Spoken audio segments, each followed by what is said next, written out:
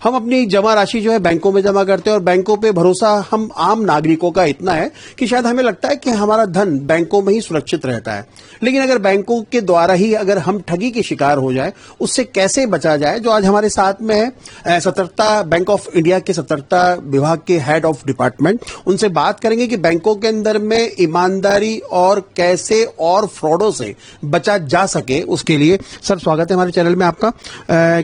Sir मेरा पहला सवाल यह है कि बैंकों के अंदर में क्योंकि ईमानदारी बहुत ज्यादा जरूरी है, क्योंकि हर आम आदमी का भरोसा बैंकों पर ज्यादा निर्भर होता है। वो अपनी पसीने की गाड़ी कमाई भी बैंकों में ही जमा रखता है, वो बैंक कोई सा भी हो सकता है। तो उसमें धोखाधड़ी से कैसे बचा जाए और कैसे ईमानदारी से बैंकों के कर्मचारियों द्वारा काम किया जाए, उसके लिए क्या कहेंगे, पहले तो बताइए। देखिए, आजकल जो बैंकों के अंदर है धोखाधड़ी की जहां तक बातें हैं, ज्यादातर जो घटनाएं आती हैं धोखाधड़ी की, वो डिजिटल की वजह से ज्यादा आ रही हैं। क्योंकि अगर आपने देखा होगा तो हमारे दैनिक जो लेन देन है उसमें डिजिटल का महत्व बहुत बढ़ता जा रहा है डे बाय डे। पहले हम जाते थे ब्रांच में मैनुअली काम करते थे, अब डिजिटल पे ज्यादा फोकस है, किसी के पास टाइम नहीं है। डिजिटल को ज्यादा फोकस की वजह से जो आजकल फ्रॉडस्टर्स हैं वो डिजिटल के थ्रू कस्टमर्स के साथ धोखाधड़ी बहुत करते हैं। तो उसके लिए हम लोग बार बार हम लोग कस्टमर्स के लिए एजुकेटिव हम काफी सेमिनार्स और वर्कशॉप करते रहते हैं, उनको समझाते भी हैं कि आप किसी भी लिंक को आप किसी को डाउनलोड ना करें, कहीं अपना मोबाइल अपना पिन कोड ना दें, कहीं पे अपना केवाईसी ना दें, कहीं अपने आधार पैन कार्ड शेयर न करें, अपने जो भी वाइटल्स हैं, जो भी आपके केवाईसी के डॉक्यूमेंट्स उनको शेयर ना करें। बार बार में हम चीजों को एजुकेट करते हैं, क्योंकि फ्रॉडस्टर्स पर्टिकुलरली जो हमारे सीनियर सिटीजन्स हैं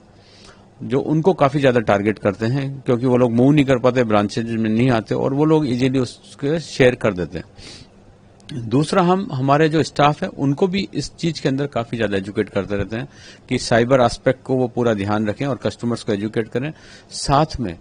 जहां कहीं पे भी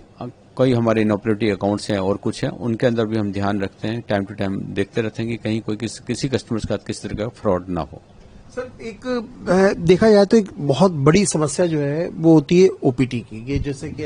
हमारे पास में एक पासवर्ड आता है, वन टाइम पासवर्ड आता है कुछ देर तक के लिए। ज्यादातर लोग क्योंकि बैंक के मैसेज जो आते हैं उसमें और एक फ्रॉड मैसेज के अंदर में एक कल्पना नहीं कर सकते कि कौन सा असली और कौन सा नकली है, उनसे एक आम आदमी को कैसे बचा जा सके।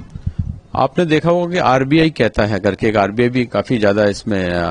इनिशिएटिव आरबीआई ने लिया हुआ है। बिसाइड आरबीआई हर बैंक भी अपने अपने स्तर पर इनिशिएटिव लेता रहता है जागरूक करने के लिए कस्टमर्स को, और बार बार ये कहते हैं कि ओटीपी आप किसी के साथ शेयर नहीं कीजिए। बैंक्स कभी भी आपसे ओटीपी नहीं पूछता है। तो हम यही एजुकेट करते हैं कि आप जब कभी भी किसी तरह का कोई लिंक आया, कोई फोन आया, कोई आपको कॉल करता है, मेल पे पूछता है, कहीं भी आप ओटीपी को शेयर न करें। तो मेरी यही गुजारिश होगी कि आप कभी भी अपना ओटीपी किसी को शेयर न करें।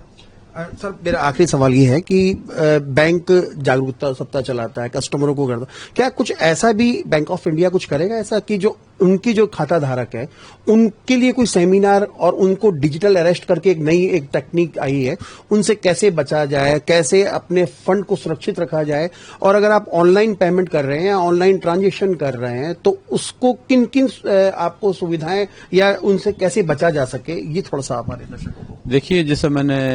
अभी हम विजिलेंस अवेयरनेस वीक मना रहे हैं, as a prelude to this vigilance awareness week हमने 3 महीने का एक कैंपेन और स्टार्ट किया एज पर सीवीसी डायरेक्शंस, जो हमारा 16 अगस्त से स्टार्ट हो गया और 15 नवंबर तक ये हमारा कैंपेन चलेगा। इस कैंपेन के दौरान हम बहुत सारी वर्कशॉप और सेमिनार्स कर रहे हैं साइबर सिक्योरिटी के ऊपर, जिसमें बेसिक मोटो ही हमारा यह है कि हम कैसे स्टाफ हो, चाहे पब्लिक हो और दूसरे स्टेक होल्डर, सभी को हम कैसे एजुकेट कर सकें ताकि वो इन डिजिटल फ्रॉडस्टर्स के चंगुल में ना फंसे। चाहे वो डिजिटल अरेस्ट की बात हो, चाहे दूसरे केवाईसी डॉक्यूमेंट की बात हो, चाहे ओटीपी शेयर करने की बात हो, किसी भी तरीके का कोई डिजिटल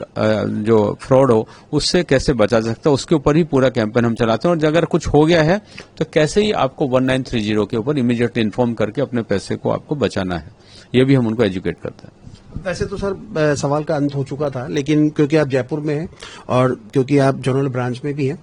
जयपुर की जनता जो आपके जयपुर के खाता धारक है उनको इन फ्रॉड से बचने के लिए क्या आप संदेश देना चाहेंगे? देखिए, संदेश सभी खाताधारकों के लिए एक ही है और मैं यही कहूंगा कि जो भी हमारी सेमिनार्स हो रही हैं, वर्कशॉप हो रही हैं, हमारे बहुत सारे बुलेटिन्स हैं, उनको ध्यान से देखें और साइबर फ्रॉडस्टर्स के चक्कर में ना आए, किसी लालच के चक्कर में ना आए, कहीं पैसा डबल होने के चक्कर में ना आए, कहीं किसी शेयर मार्केट शेयर्स का हो, चाहे और कहीं किसी दूसरे चैनल्स हैं उनके चक्कर में ना आए। और आप बैंक में अगर मान लो कहीं भी आपको कुछ ऐसा आ रहा है तो इमीडिएटली आप अपने बैंक से संपर्क करें, उसको कंफर्म करें, उसके बाद ही उसके ऊपर एक्ट करें। तो ये थे विष्णु कुमार गुप्ता, जो सतर्कता आयुक्त